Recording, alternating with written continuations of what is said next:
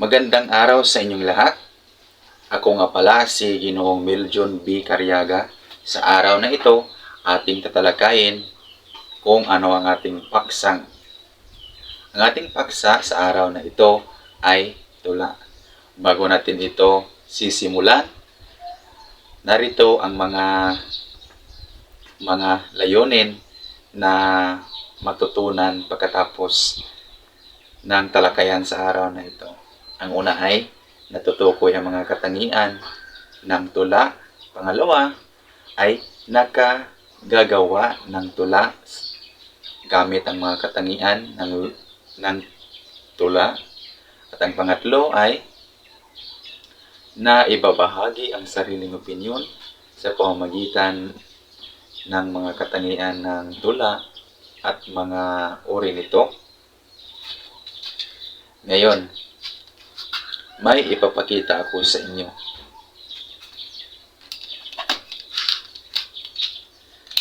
Ano ang inyong nakita?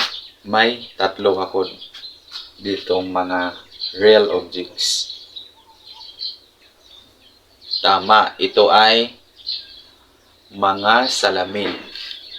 Kung kayo ay nakita ng mga salamin, ano ang kadalasan ninyong maisip o maipasok sa inyong mga kaisipan? Kadusali.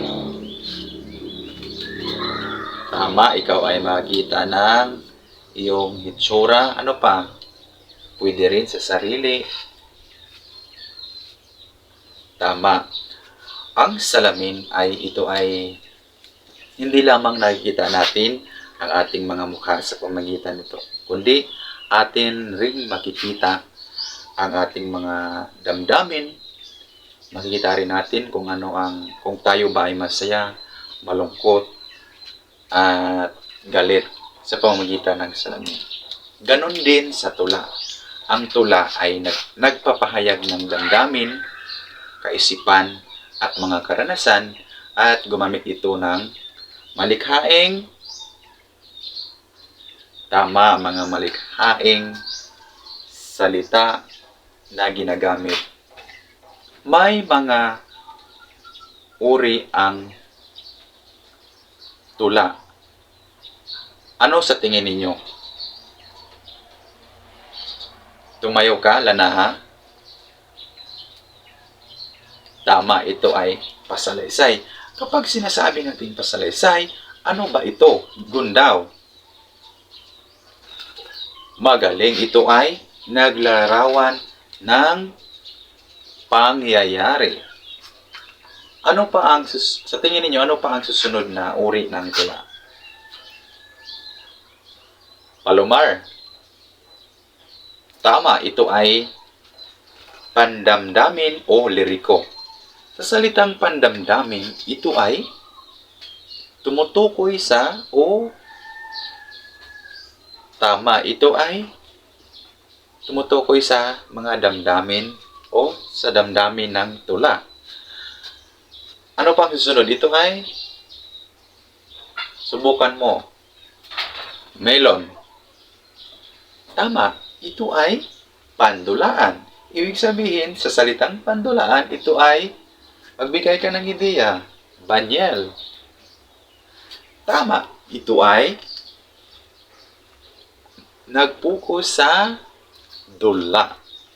Sa salitang pandulaan, ito ay tula na kung saan may taong binibigkas at mayroon ding gumawa ng parang dula. Kapag may uri ang tula, mayroon din itong mga katangian. May 4 itong katangian. Ano sa tingin ninyo? Lapos. Tama, ito ay sukat.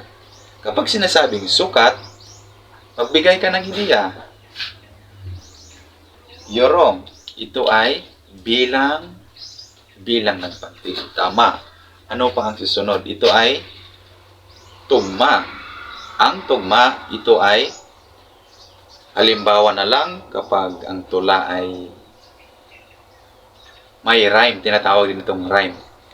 Tulad ng rhyme na A-A-B-B or E-B-A-B at saka E-B-B-E.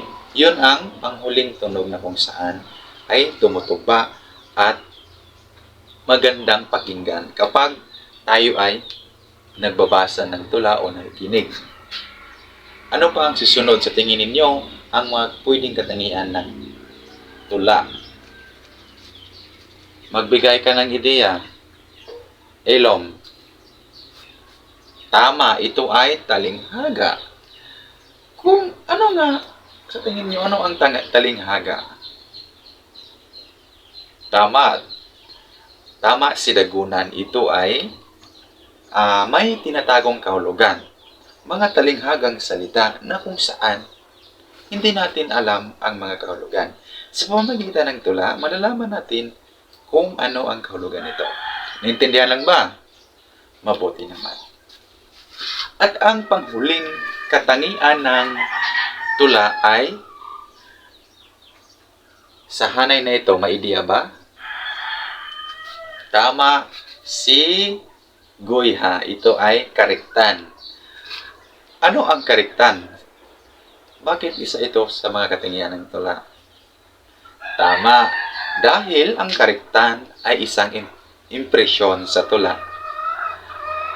Napakaganda talaga na ang mga katangian at uri ng tula ito ay ginagamit upang tayo ay makabuo ng magandang tula. At sana may natutunan kayo sa araw na ito. Paalam mga mag-aaral.